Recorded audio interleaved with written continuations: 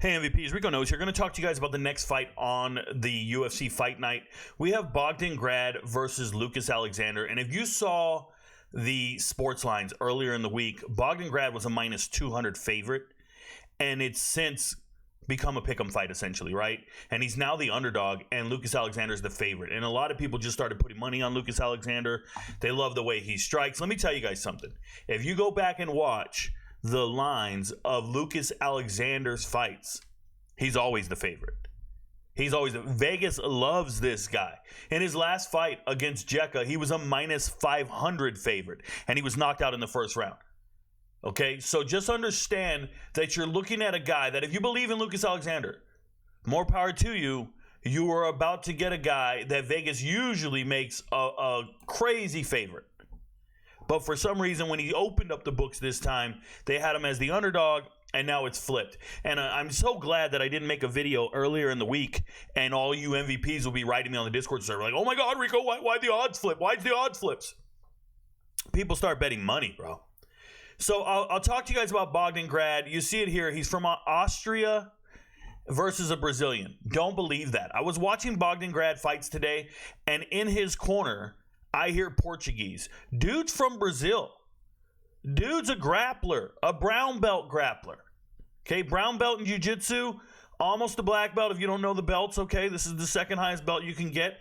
And then he's got this, I'm going to say this aggressive fighting style. If you go and watch him, now, full disclosure, it is a UFC debut.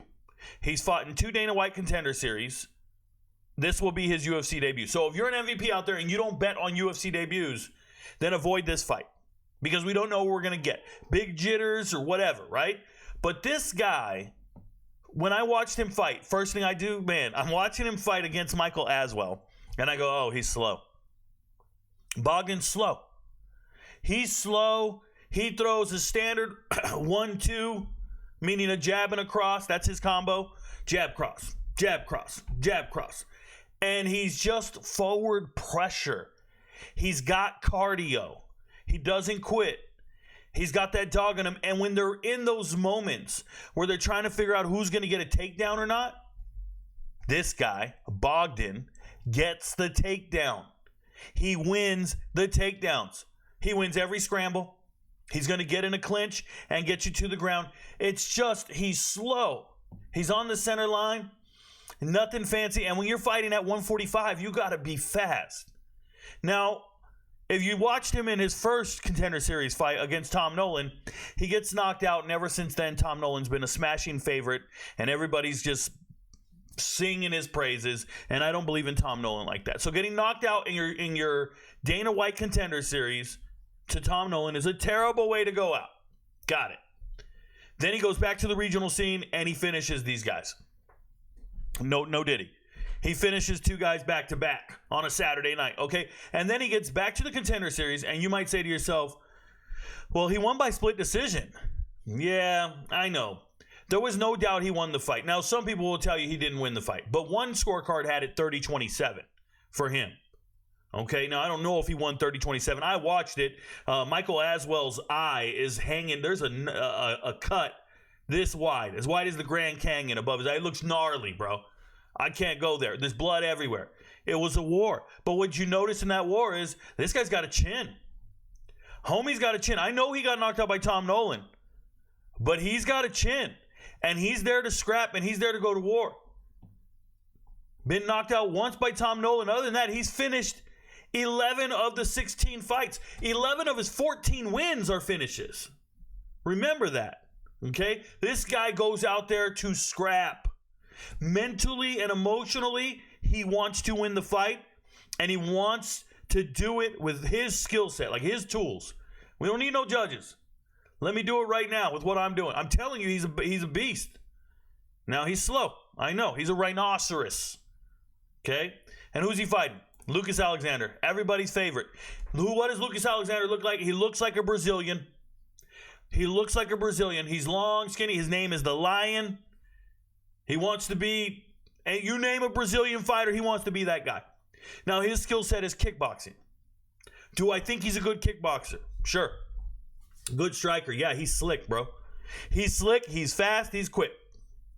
He struggles to make weight. That's why it says 148. He fights at 145, but he weighs in at 148. So he's overweight. He's too big for the division. He's supposed to be fighting at 55, but he don't have the chin to be fighting at 55. So now he's at 145, drained. He has no grappling ability whatsoever. It's crazy. It's a Brazilian fighter, and he's 0-3. He's been subbed 3 times, but it's worse than that. When you see him on the mat, he's a fish out of water. And I think at any point that Bogdan wants to finish a round, he's going to go get a takedown and win that round. At any point. Bogdan's going to beat him with forward pressure. Okay? Lucas Alexander is a great striker. He's fancy. No knockout power.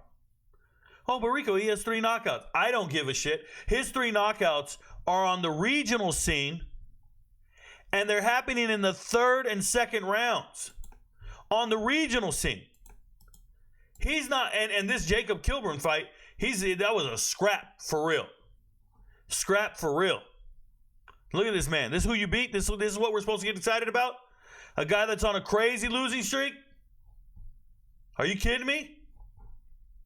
That's what got you to the UFC? You knocked out Ty Johnson? You shitting me, bro? 135-pounder. Reginald Mack, only 1 fight in his life.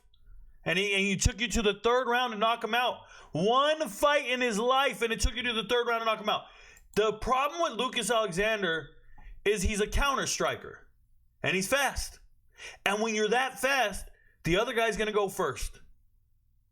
But Bogdan is going to go 1st, 2nd, 3rd, and just keep going. And when you're sitting back on that back foot trying to counter strike, that means he does something called pulling.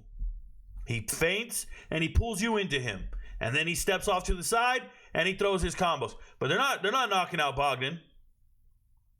He's a fish out of water when grappling. And his last fight, he got embarrassed. He got knocked out by Jekka. He was looking smooth, minus 500 favorite, and he was sleeping in the 1st round. Would have ruined every parlay you ever made with this bum on it. Yes, he beat Steven Peterson. Okay. Steven Peterson is not him. He's not him. Joe Anderson Brito taps this dude out in the 1st round. So what got you here was a knockout in the 2nd round over some dude named Kilburn.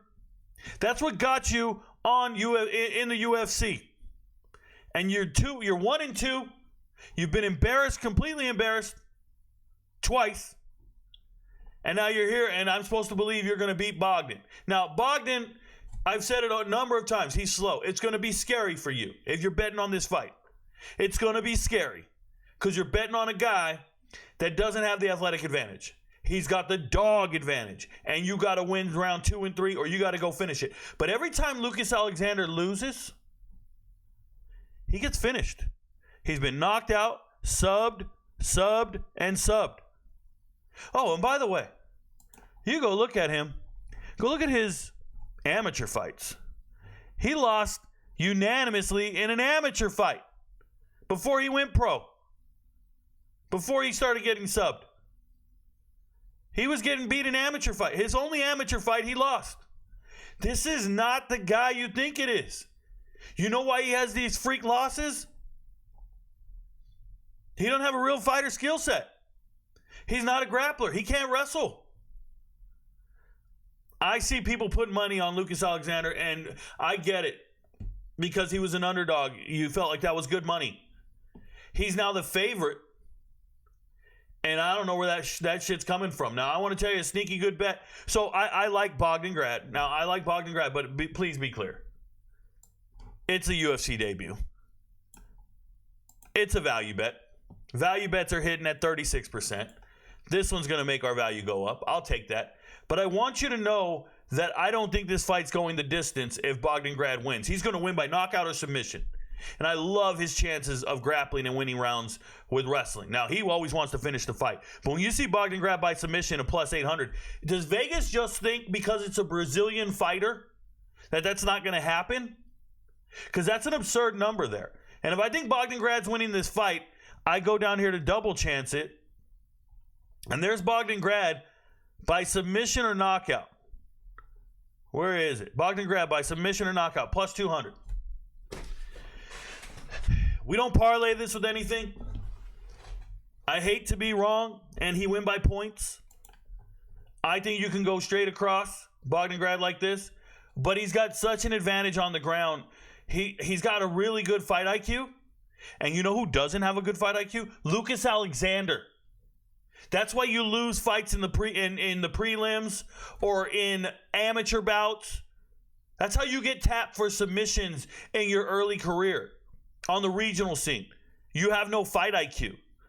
The dude is a counter striker going against a pressure hit you first fighter.